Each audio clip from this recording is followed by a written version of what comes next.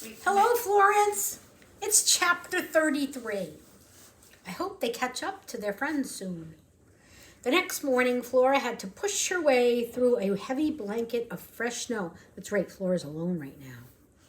She shook it off and tried to ignore her grumbling stomach.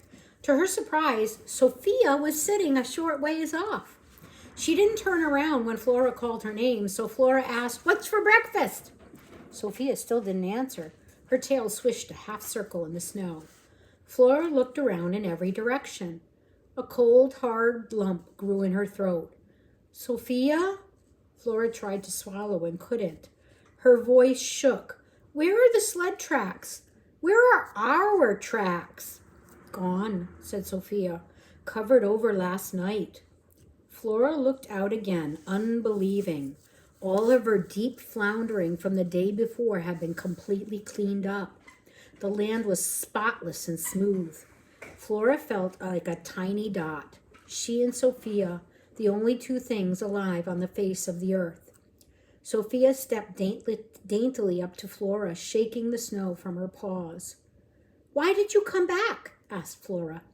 "I'm sticking with my team." Sophia sat and looked down. "I know I said sorry yesterday, but I never properly said thank you for helping me with those rats." "How did you know I wasn't trying to get in good with Big Amos?" Flora asked. "You kept helping me even after he chained you up again." Sophia looked long and hard into Flora's eyes. Flora had never been able to stare back at a cat for long, even when it was a friendly stare from Luna. But this time it was the cat that looked away eventually. "I've been corrupted," Sophia said. "I used to have unfailing cat common sense. I hardly recognize myself anymore. What kind of cat takes up with dogs and pigs? But I can't help it. I'm a team member now, so I came back." Flora smiled. "We need a plan." "No plan is going to get us out of this mess." Sophia sounded as tired and hungry as Flora felt.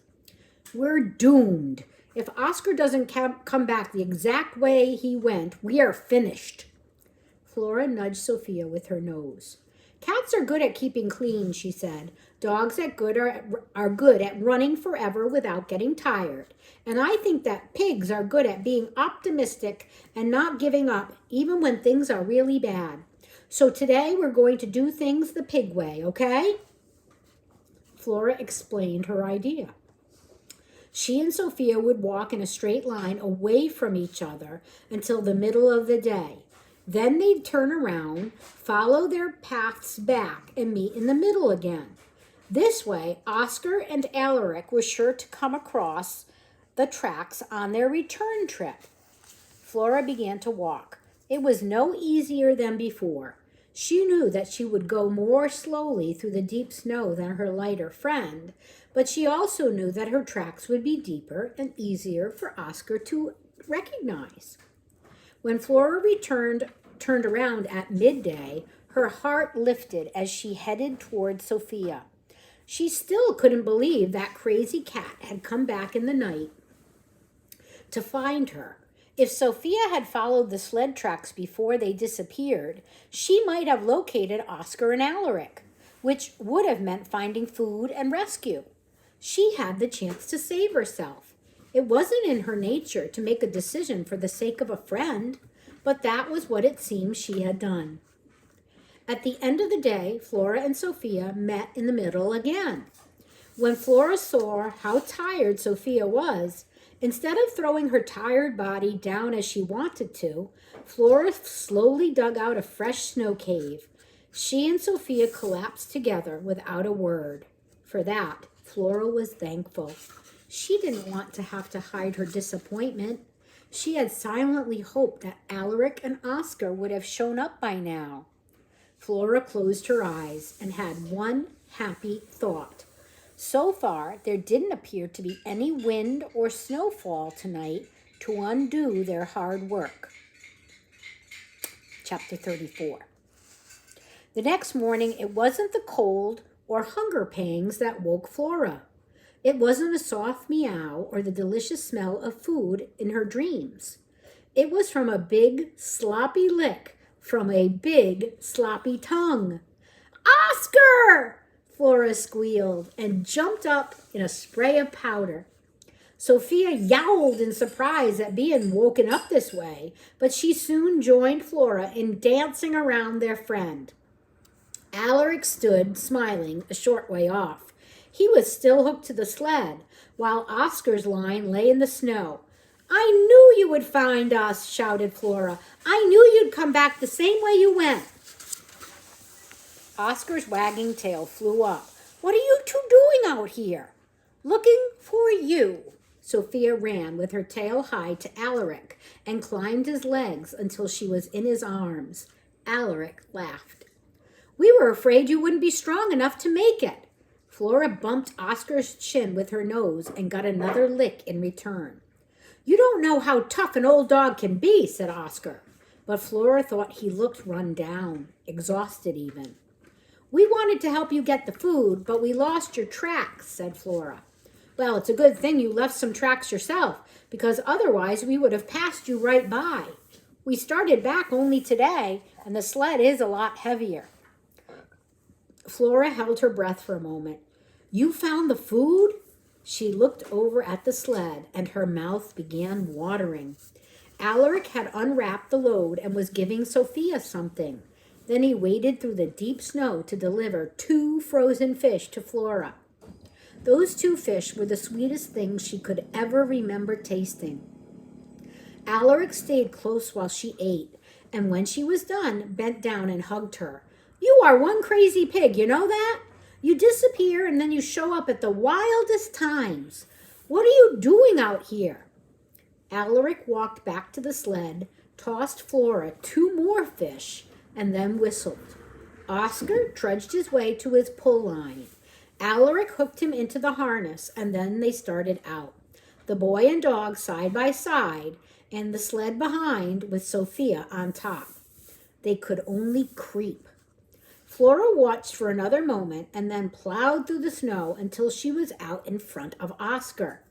The food had revived her, and she was determined to be helpful. She was going to make a path for him. She knew getting through the deep powder would be even harder for Oscar with the heavy load. Every step she took packed the snow down and made it easier for her friend. Knowing that this made the work easier for her too. But being homemade, the sled didn't slide as smoothly as it should have. Sometimes Alaric stashed his pull line on the food box and dropped behind to push.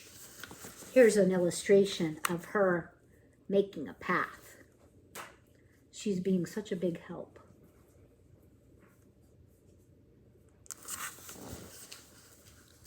When they finally passed the stretch of deep drifts and were back on more solid snow, the company stopped for a breather. Flora made her way to where Sophia had hopped down and was watching over Oscar. He hadn't bothered to wait for Alaric to take off the rope before collapsing. Flora was alarmed to hear the rattling in his throat again. Oscar, you don't sound so good, she said. He didn't answer. He was too busy trying to catch his breath. Alaric knelt by the dog's side. Here you go, boy. Let's get that line off you. He unfastened the rope and rubbed Oscar's sides for a few minutes. Then he went to check on the food boxes. Pulling is like medicine, panted Oscar. I think you might be getting a little too much medicine in this trip, said Sophia. Can't you take it easier? Oscar didn't say more, and all too soon, Alaric came back to hook him up. The dog struggled to his feet, but before long, they came to the field of ice crystals. Flora hadn't noticed the leather booties on Oscar's feet until now, but there they were, just as Sophia had said. The icy crust that supported the crystals was thick enough to hold Flora and Oscar's weight. But the much heavier sled kept breaking through, causing the runners to end up stuck in the soft snow underneath. When this happened, Alaric had to yank the sled back through the crust and find a new path. They would travel only a short distance before the sled would break through again. There was nothing Flora could do to help. Finally, Alaric leaned against the sled. Night's coming anyway. Stumbling forward, he unhooked Oscar, who just lay in the snow with his sides heaving. Alaric brought out a tent and a small stove. Soon, supper was cooking, and Flora could almost taste the warm fish stew. It might have been a happy time, Flora thought. They were rescuers coming back to save the day. They had enough to eat, but there was no cheer in the small camp. Flora and Sophia stayed near Oscar, who didn't move from where he had dropped. When supper was ready, he wouldn't eat. His throat was still rattling. Come on, boy, I'm depending on you. Alaric coaxed. You're my engine. I didn't work you too hard, did I? When it was time to sleep, Alaric carried him inside the tent. Flora poked her head through the opening. The boy had made a bed of blankets for Oscar next to his own bed. You'll feel better tomorrow, buddy, he said. Sophia stepped into the tent and curled up at the dog's side. Alaric crawled inside his blankets and patted the space on the other side of him.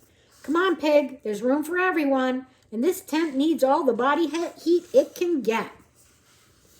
Flora lay beside Alaric, thinking about the captain.